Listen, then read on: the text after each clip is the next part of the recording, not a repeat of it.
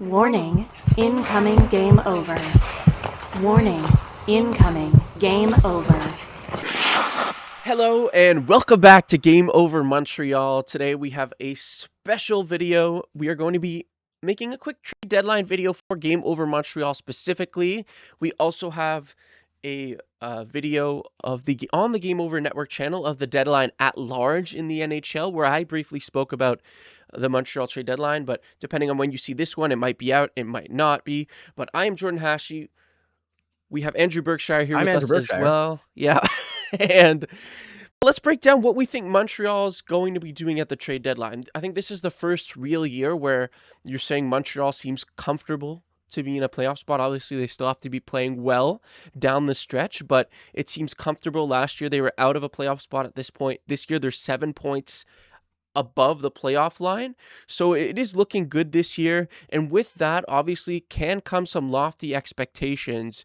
But we wanted to talk about, well, what the expectations are for Montreal at this deadline. And Andrew, do you think Montreal's more of a big buyer, a soft buyer, standing pat? What do you think for Montreal at this deadline? I think they're kind of in a bit of a mix because they have some cap issues that need to be worked out and some players that maybe don't fit into the picture right now, as we've seen throughout the last little month or so, them trying to figure out what to do with certain players coming back from injuries. But they are also in a position where they could buy if they wanted to, but they're also dealing with a situation where they have an embarrassment of riches in terms of depth that is very unfamiliar. Marty St. Louis actually talked about it with Zach Balduke about to be a healthy scratch. And I actually really liked what he said. He said that it was a tough decision and it's like not fair and he doesn't deserve to be scratched. It's just the situation that they're in. Yeah, certainly. It really is weird that you have to scratch this guy who you traded for earlier this year and showing some promise. He's really been having to find his role, but yeah, that's how much depth Montreal has. So any trade that they make, at least at forward, like you're not trading for a depth forward. It makes no sense. Even if they have a special role, I think Montreal should be able to fill in most roles that they need to with their depth forwards. Now, in terms on the defensive side, that's where you could have a little bit more conversation in terms of getting a player who you're not going to have to pay as much for, right? And that's because Arbor Jackai and Jaden Struble have been inconsistent this year. Our 6D spot has been an inconsistent spot heading into the Olympic break. Jackai was playing one or two shifts in every third period. So was Jaden Struble, who was out of the lineup more than Jackai, which tells you all you need to really know about Jackai. So it's a lot of moving parts for Montreal, but if they want to shore up a spot deeper in the lineup on defense, that is also possible, at least maybe a short term where you get a player who has a 1 or 2 year deal. Yeah, it's definitely one of those situations where the rental idea is not attractive, I don't think, to this group. They're in a situation where they're not expected to compete for the Stanley Cup. We just want to see, as fans, and I would guess also the management group, how far they can go, what they can do. Sorry, I had two different thoughts mixed together there. So a rental doesn't make much sense, especially not spending a huge amount of assets to acquire a rental. If they make a big move, it should be a longer term move. Yeah, and I would argue maybe a rental is fine at depth position on the defense because you're not going to have to give up too much. But if you're giving up like anything more than like even a second round pick is pushing it a little bit for a rental at this point, right? So that's kind of your threshold. Is like if it's a third rounder, I think you're good. You're like, okay, you know what? Give the guys a chance to prove themselves this year, and you're not giving up too much with the amount of assets and young prospects that Montreal has. You're definitely fine giving up something like that just to help the guys a little bit in the locker room and just on the ice. But you don't want to give up assets that could be used for a long-term move, right? And at this point, and that's what we're talking about. So we can start with the kind of the big ticket names that Montreal has been rumored to be signing. First of all, one player is Nazem Kadri. That is something that I think we both want to just squash right now. That is not something Montreal should be interested in doing, and frankly, wouldn't be interested in doing because of Kent Hughes and Jeff Gorton's track record. I just don't think that they would be, frankly, dumb enough to trade for Nazem Kadri right now. I agree. I think the age doesn't make sense. And there are times over the last several years where I feel like Kadri could have been somebody that the Canadians traded for. I think the fact that he grew up a Canadians fan is always a fun story, just like we always talk about, Michael Hage and how much we love that story. But the combination of Kadri's pedigree and what he would cost, along with the fact that he's pretty much a pure rental and his age not being part of like the future of the team, to me, it's a no-go for me. Yeah, he's 35 right now, and actually he wouldn't be a rental Andrew because he has 3 years left after this year at a cap hit of $7 million. Oh, that's worse. So, yeah, it would hurt Montreal. Maybe not this year, maybe not even next year, but definitely the year after, it would certainly hurt them.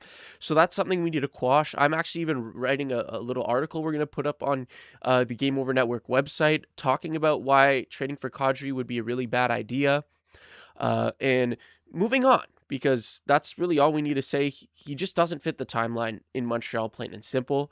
A couple other guys that Montreal's linked to, both St. Louis Blues, which is interesting, but Robert Thomas and Jordan Kyrou, center and winger respectively. And I think Thomas is the more attractive name to me. He also has been the better player in the past and this year. And he's a center making $8.125 million. He has been over a point per game for 2 years running heading into this year. 81 points last year in 70 games, 86 points the year before in a full season. I mean, he would be just an incredible addition to Montreal. I know a lot of people are speculating that Montreal might go for him. What do you think? Do you think Montreal tries to get him? Do you think they should try to get him? What's your opinion here, Andrew? I think it makes sense. It's the kind of move that would be very Kent Hughes, acquiring a player who is good, but is not necessarily the number one like star-studded guy that everyone's looking at. And I think Robert Thomas is in a lot of ways is kind of like Nick Suzuki light. Like he's not at the same level, but he puts up similar levels of production and he gives you a good two-way forward that could fit like right behind Nick Suzuki. The only concern for me is that because Thomas is signed to a reasonable contract with term, is how much is that going to cost? And that's a contract that you don't really want to move in season because there's so many parts in moving a player that important. So I would say it's probably more of an off-season move, but I could see them being interested. I really want to tell Ken Hughes and Jeff Gorton, don't trade Michael Hage. That's the big one. For me, I love Robert Thomas. He's a great player. I even like Jordan Kyrou quite a bit as well, but I don't want to move Michael Hage right now. I think there's a lot of promise there, and there's a possibility, and I'm trying not to be like too starry-eyed here or rose-colored glasses, but I do think there's a distinct possibility that 2, 3, 4 years from now, Michael Hage could be what Robert Thomas is, but for cheaper. And that's not a situation that you want to find yourself in. So it's one of those ones where like, yes, on the surface, but you want to be cautious. Yeah, and I think one other thing too is it forces Montreal's hand a little bit if they make that move in terms of it's go, go, go, go, go as soon as you get him. And while that theoretically is fine because Montreal is set up very effectively, what the amazingness of this rebuild has been is patience, right? And we're still seeing it this year where Montreal hasn't made a big they didn't make a big move, right? They get Dobson in the offseason, but it's someone who still fits long-term and fits the timeline with all these young players coming in. So it will force Montreal's hand a little bit. And like you said, if they trade Michael Hage, that is scary, right? It would be a bit of a gamble to hold on to Michael Hage for that, but it's a gamble that could pay off, and that does seem like it's on track. And even if you do trade for Robert Thomas without Michael Hage, how many assets is that going to cost you? And will those assets prevent you, the amount of assets you have to give up, prevent you from making a move that will put you over the top instead of put you right there, which is what Robert Thomas will do. He'll put you right there with the big names, with the big teams, maybe top 5 in the NHL in terms of how your team is viewed, but you have to go from top 5 to top 1. And with the amount of assets you'll have to trade, if it's no Michael Hage, you're at least giving up Zurovsky. you're at least giving up Zurovsky and 2 firsts. And that's kind of the baseline, right? And that's a lot of assets. Probably Zurovsky 2 firsts, another good prospect, and another good prospect, like something crazy like that, right? And that's just a crazy amount of assets. So it's really about what does Kent Hughes and Jeff Gorton see for the future of this team? Do they think that they can make it happen even though they have to pay a premium? Because, like you said, Robert Thomas has 5 years left after this year at $8.125 million, which is an absolute steal. By the way, Suzuki's contract, the same but less money, which is even crazier. It is truly crazy. And the fact that they have Suzuki and Caulfield and Slafkovsky all signed to those similar deals is pretty nuts. Yeah. So Robert Thomas, a possibility. I think the same thing kind of tracks with Jordan Kyrou, except he's a winger, and he's not quite as big of a name as a Robert Thomas, and he's not a center, right? So probably you'll have to pay a bit less for him, actually a decent amount less, but theoretically he could fit on that top line with Suzuki and Caulfield.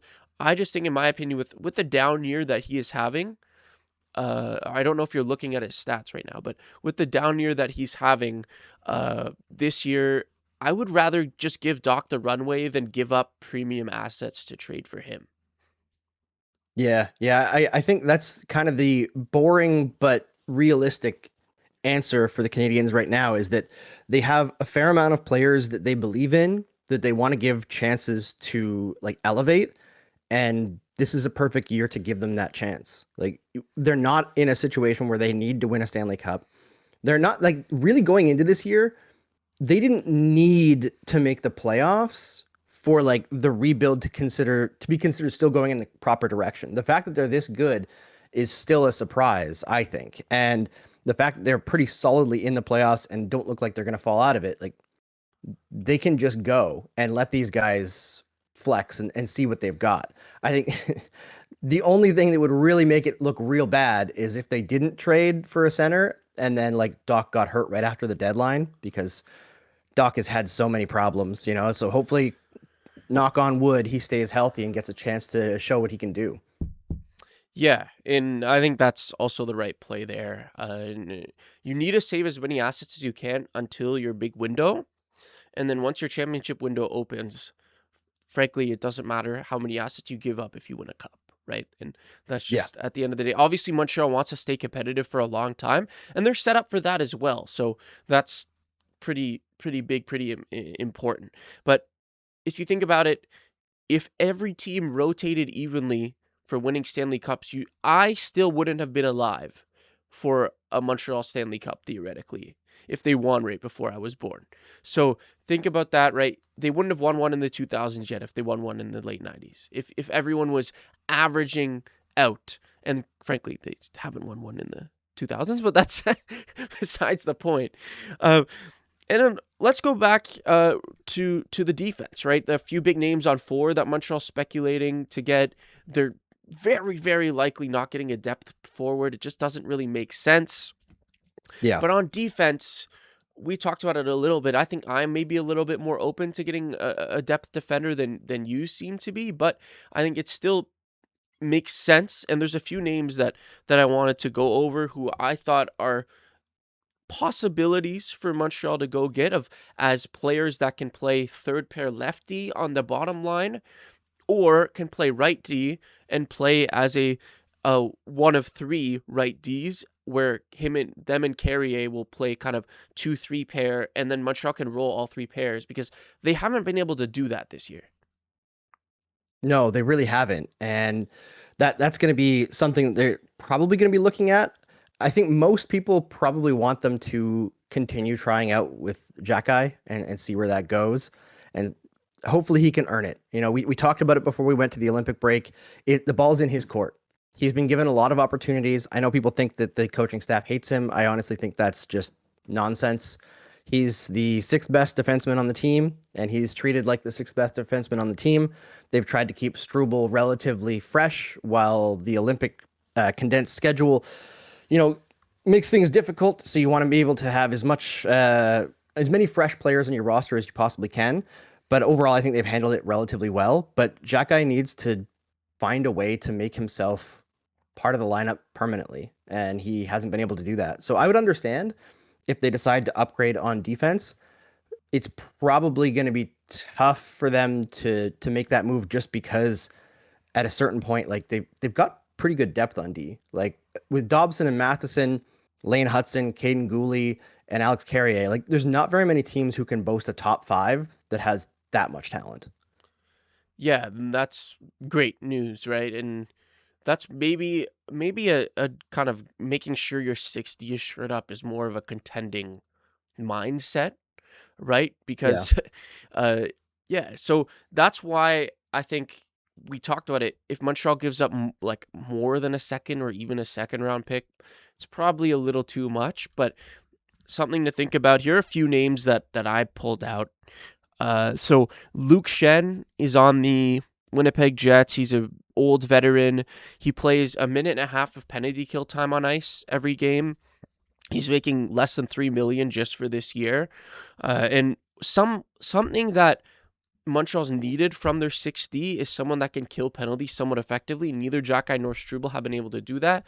And what that's done is it's kind of forced Montreal's hand to make Dobson a go-to guy on the PK, which maybe isn't ideal. And also it forces them to like always ride Matheson and make Matheson the guy who has to be out there every single shift. So that's something to think about. Luke Schenn could be a good penalty killer. But on the other side of things, I was looking at his stats a little bit, just his advanced metrics, and he has a 39% expected goals for when he's on the ice this year. That's not good. Which is brutal. So after thinking about that, maybe you just add him and as someone that you can play as a penalty kill specialist and just rotate with Xhekaj, because, I mean, to be fair, if you're playing 5 minutes a night, you'd rather 2 of those 5 minutes be somewhat effective on the penalty kill than 2 of those minutes just being random minutes in the middle of the game. Yeah, it's one of those situations where this would be a lot easier of a question to answer if it wasn't an Olympic year and the Canadiens actually had time to practice. Like if they actually had good practice time this year, they could have told Xhekaj and Struble at the beginning of the year, listen, we really need somebody on the PK. You guys are going to be drilling PK in practice every single practice, and whoever ends up at the end of it to be better, that's who we're going with. You know, like we need somebody in that slot.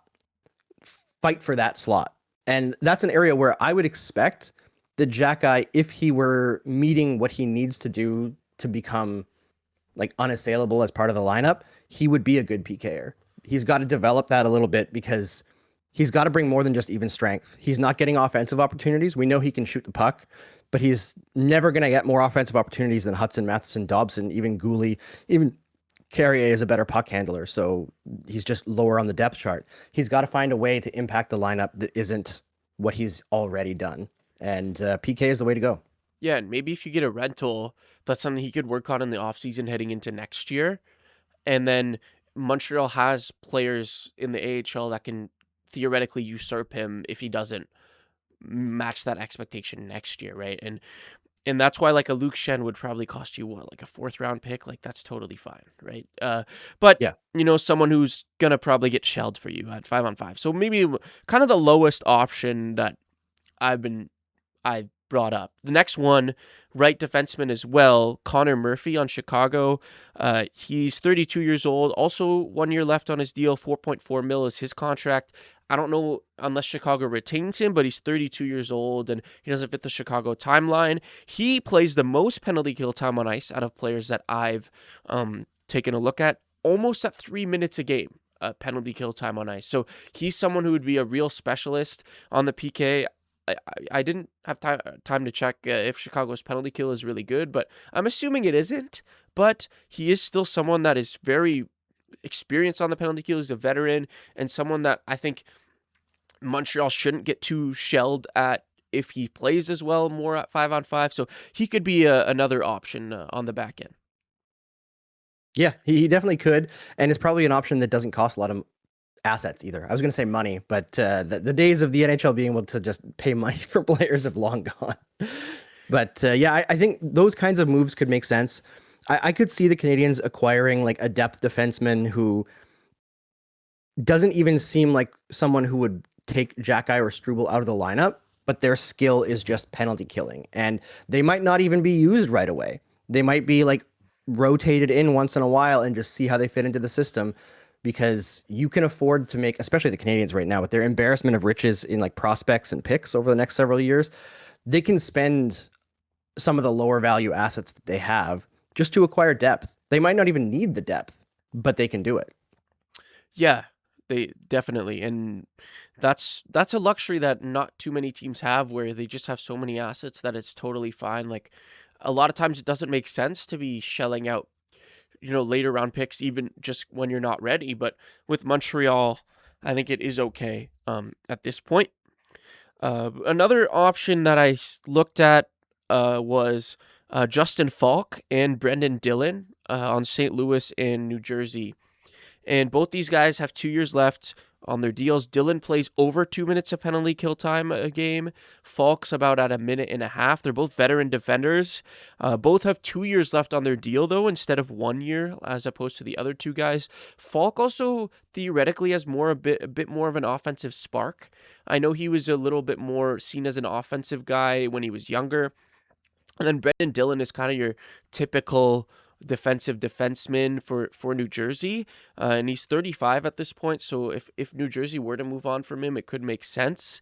He's more of like a David Savard replacement, but he plays lefty, so he would be like a guy that's straight up just on the third pair, and that could also make sense as opposed to going for a right D, where you'd have to kind of make sure that Carrier or them is in the top four. But these guys are on 2-year deals, so it might be a little bit more difficult to trade for them and cost a little bit more. And then also just next year, with the amount of young defensemen Montreal has, do you think it makes sense to get someone on a 2-year deal, even if they're cheap? Yeah, probably not. I think getting somebody on with term on defense either necessitates another trade in the offseason, or it just sends a message from management to the young defenseman that there's no space, And I know that the old school mentality of the NHL was like, well, you got to earn your spot. So like displace a veteran, but that's easier to do when they're not on long-term contracts, right? Like it's very hard to displace a veteran who has years left and force the team to either trade that veteran, which is difficult in a cap structure, or waive them, which is like embarrassing, or even send them down. Like that's tough. So I don't think acquiring a defenseman with term makes sense unless they make a trade that moves someone at the same time as bringing someone in that's an upgrade, which probably an off-season move if they're going to do that. Yeah, that's the thing too with Montreal, is a lot of their moves, like Kent Hughes likes taking his time. He likes calculating every little thing that he needs to and making sure that he can make stuff happen, and he shores up he protects himself like right away. Right when you're right at the deadline, it's a little bit more difficult to make extra plans to make sure that your move is fully fleshed out. One more player that I took a look at.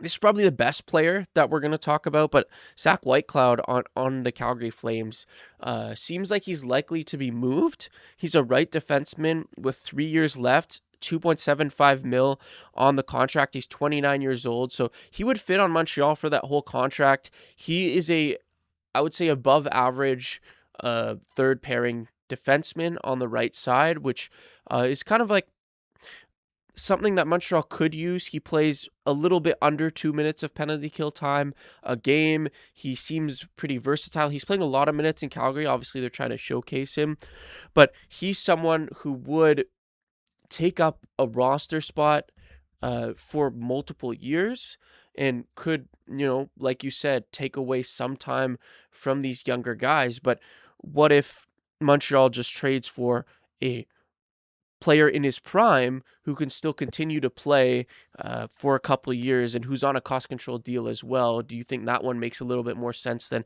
these older guys that are on 2-year deals?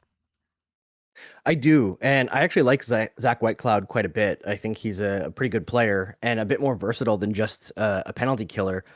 But I think that's, again, one of those deals that probably is more likely to get done in the offseason just because it's bigger. I know that the Calgary Flames probably want to get it done now because they want assets for the upcoming draft. But also at the same time, deals with Calgary have a tendency to work out very well for the Montreal Canadiens. So I guess go for it. Between the Sean Monahan deal and then like even the waiver pickups, Paul Byron. Yeah. They picked up Brett Kulak as well from the Oh Calgary yeah. Flames, who was a really good Montreal Lane Canadian. Hudson. So yeah, exactly. The last deal that I can remember with the Flames that didn't work out so well was the Mike Camilleri, Rene Bourque deal. So as long as we're not repeating that one.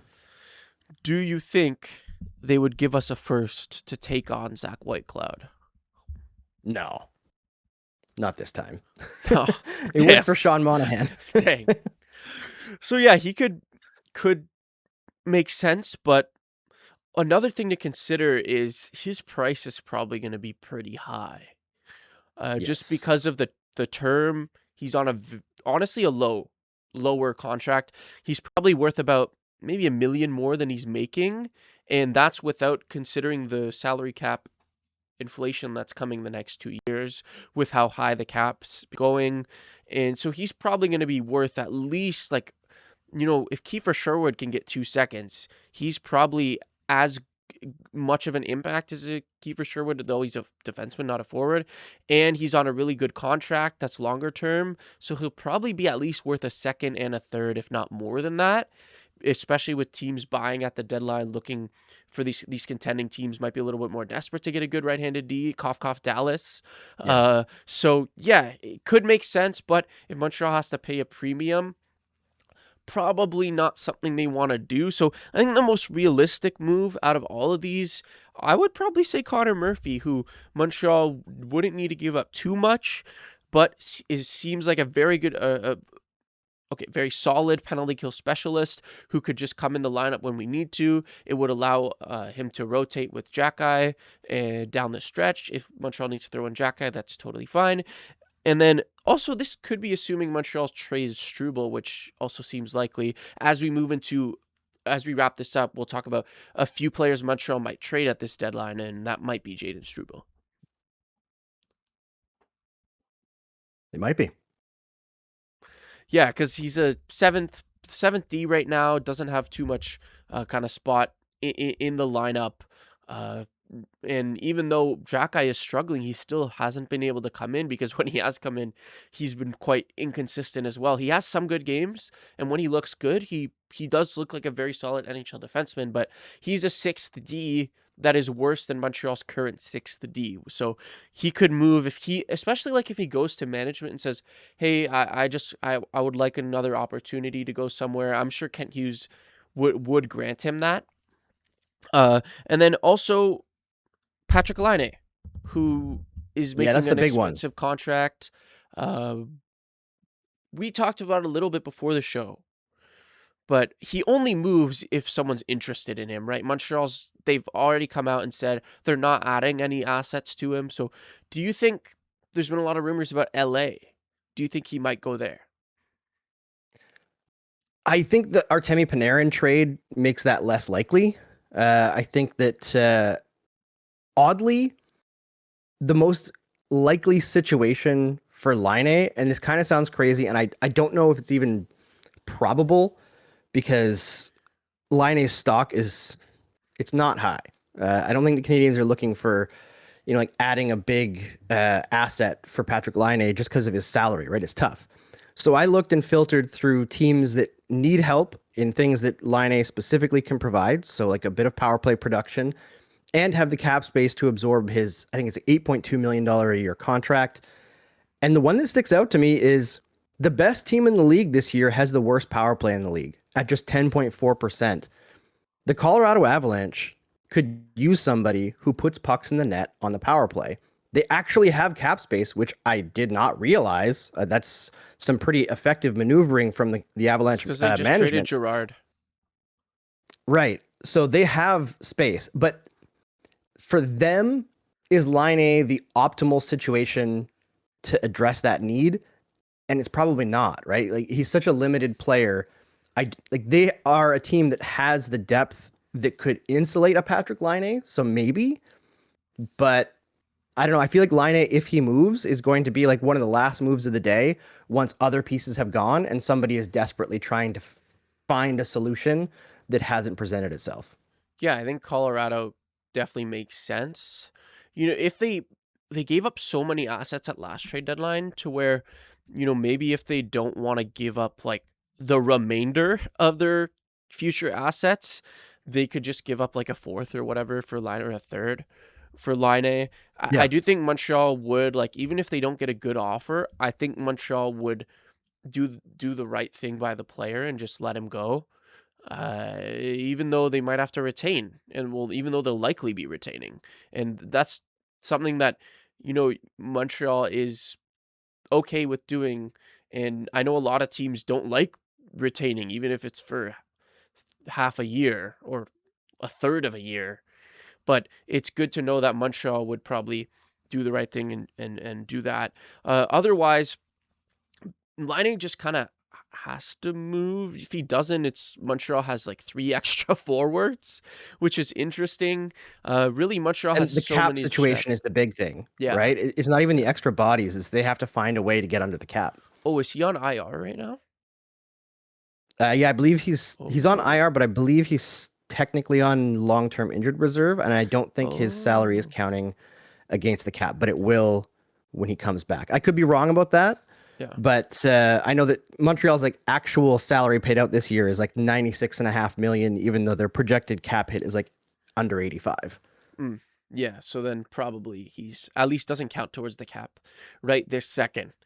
But yeah, that is our deadline show for Montreal. Let us know what you think about really any of these players, any of these moves. Should Montreal target Robert Thomas? Should they target Jordan Kyrou? Are there other players, big names that we missed? Don't tell us that they should go for Nazem Kadri, please. And thank you guys so much for watching. We are Game Over Montreal. We are back after the Olympic break. We're back. Montreal hockey is on. We're live streaming after every Habs game. So thank you guys so much. Please like the video. Please subscribe if you enjoy our content, and tell your friends about us. Any Habs fans that are looking for a fun community where we can all react to games together. We make videos like these. Please let them know. And thank you guys so much. And we will see you in the next one.